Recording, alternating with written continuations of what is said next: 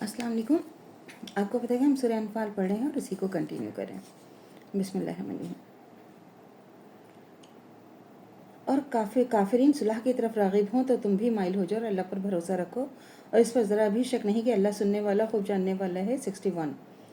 अगर ये चाहते हैं कि आपको धोखा दें तो अल्लाह आपके लिए काफ़ी है और वही है जिसने आपको अपनी इमदाद से मोमिनीन से क़ुव्वत बख्शी। 62।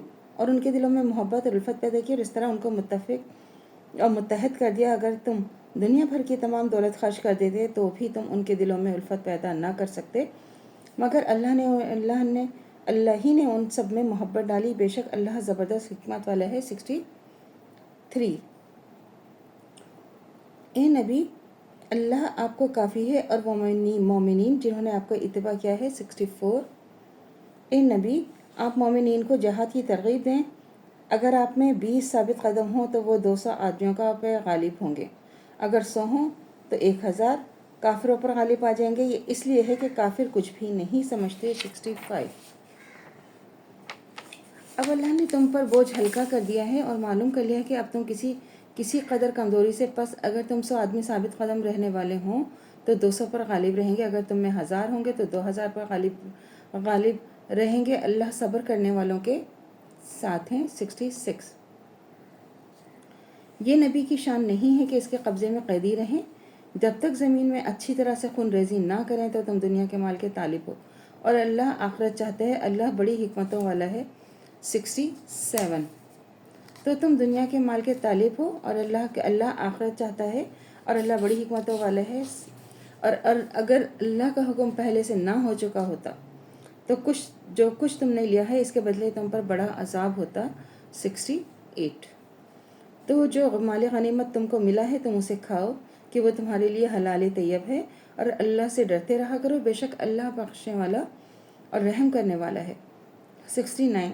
ए रसूल, जो कैदी तुम्हारे हाथ में गिरफ्तार हैं उनसे कह दो, अगर अल्लाह कोई भलाई तुम्हारे दिलों में देखेगा जो माल तुमसे छीना जा चुका है अल्लाह उससे बेहतर अता फरमाएगा और तुम्हारे गुनाह बख्श देगा और अल्लाह बहुत बख्शने वाला और रहम वाला है। 70। अगर ये आपसे ख़यानत करेंगे तो इससे पहले भी अल्लाह से ख़यानत कर चुके हैं, फिर अल्लाह ने उनको तुम्हारे कब्ज़े में कर दिया है। अल्लाह खूब जानने वाला और बड़ा हिकमत वाला है। 71। बेशक जो लोग ईमान लाए और अपने घरों को छोड़ा अल्लाह की राह में मालो जान से लड़े और जिन लोगों ने रहने की जगह दी और मदद की, ये लोग आपस में एक दूसरे के दोस्त हैं। और जो ईमान तो ले आए लेकिन हिजरत नहीं की, तो जब तक वो हिजरत ना करें तो तुम्हारी उनके विरासत का कोई ताल्लुक़ नहीं है। अगर वो दीन में तुमसे मदद चाहें तो ज़रूर मदद करो, मगर इसका मुकाबला नहीं कि तुम में और उनके दरमियान कोई सुलह का मुआहिदा हो और अल्लाह तुम्हारे सब कामों को देखता है। काफिरीन बाहम एक दूसरे के वारिस हैं। अगर तुम इस पर अमल ना करोगे तो दुनिया में बड़ा फितना फसाद फैलेगा। और जो लोग मुसलमान हुए उन्होंने हिजरत की और अल्लाह की राह में जहाद करते रहे और जिन्होंने महाजरीन को जगह दी और मदद भी की, ये लोग ईमान को पूरा हक अदा करने वाले हैं। उनके लिए बड़ी मग़फ़िरत है, बड़ी इज़्ज़त की रोज़ी है। 74।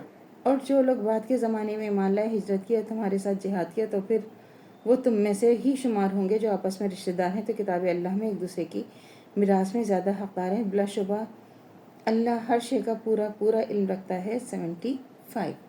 तो अल्लाह से दुआ करनी चाहिए जो हमारे ईमान है मुद्दतन कायम दायम रहे, ख़ात्मा बिलखैर ईमान पर हो। इजाज़त दीजिए। अल्लाह हाफ़िज़। मेरे चैनल को लाइक कीजिए, शेयर कीजिए एंड सब्सक्राइब कीजिए। शुक्रिया।